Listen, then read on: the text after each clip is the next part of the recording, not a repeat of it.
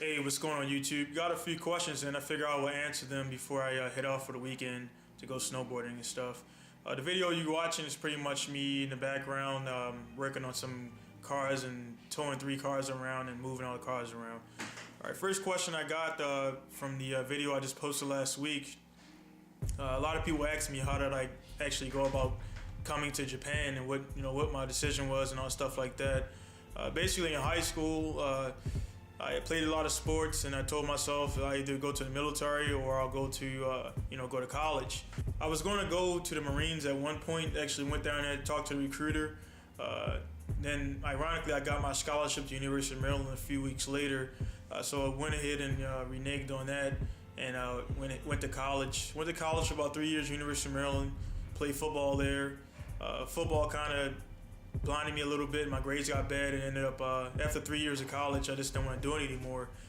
So what I did one day during finals is I went online and I actually looked at all the military installations, and I seen an Air Force had the most installations around in Japan.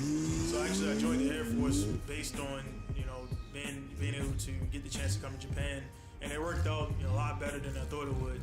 So that was my route that I took to come to Japan. Gave 6 years of my life to the United States military. Went to Iraq many times, and but pretty much that was my route I took to come to Japan. There's many routes to get here. You have the jet teachers and journalists and things like that.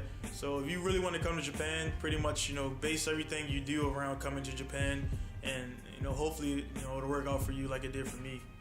Another question I got was, of all my cars, my R33s and the SIL 80s and stuff like that, which one was the most fun to drift? And ironically, I love turbo cars, but I had to say that the Hachirokus and the Carina was the most fun to drive due to being low horsepower and being able to match the gas and stuff like that. And also the lower horsepower cars actually work on your technique and it checks your game. Turbo cars, they're great, high horsepower NA cars are great, but they tend to mask a lot of the errors. And when you're pitting to a low horsepower car, personally, I think it really shows your drift maturity. But that's just my opinion on it. And as you can see, also drifting a low horsepower C18 Silvia before I stripped it for the my new D1 car. It's relatively fun to drive, but definitely love the high horsepower, high turbo cars and stuff like that too. So I'm not taking nothing away from them, but low horsepower definitely is a lot more funner to drift to me personally. This past 2013 season was my second season out of the military, so still adjusting to life outside of the military, less paid, things like that.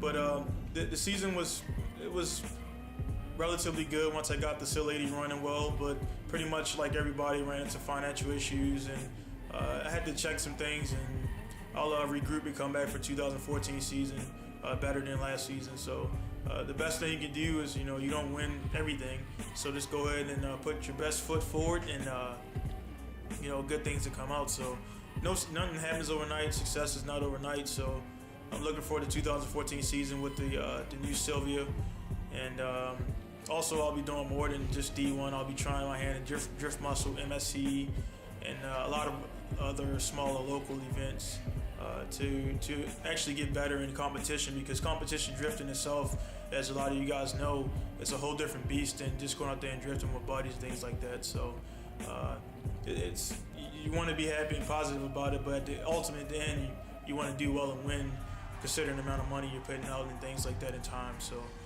that was it. So that was a few questions I got, and feel free to send me more questions throughout the season or whenever about anything, life in Japan, drifting in Japan, and things like that. So thanks for tuning in again, and see you guys later.